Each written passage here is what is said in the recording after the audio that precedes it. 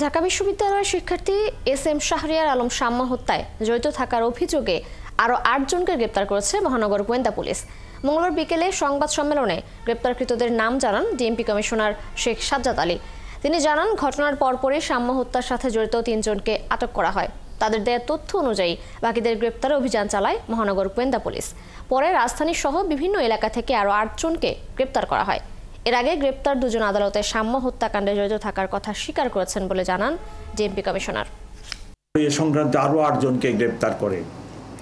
গ্রেপ্তারকৃত হলেন রাব্বি, কবুতর রাব্বি 2, মেহেদি 3, পাপেল 4, রিপন 5, সোহাগ 6, রবিন 7, হৃদয় 8, সুজন। গ্রেপ্তারকৃত আসামি মেহেদির দেখানোর মতে শরদি উদ্যানের 3 নেতার মাজারের সন্নিকটে মাটি চাপা দিয়ে লুকিয়ে রাখা অবস্থায় হত্যাকাণ্ডে ব্যবহৃত 2টি সুইচ গিয়ার চাকু উদ্ধার করা হয়।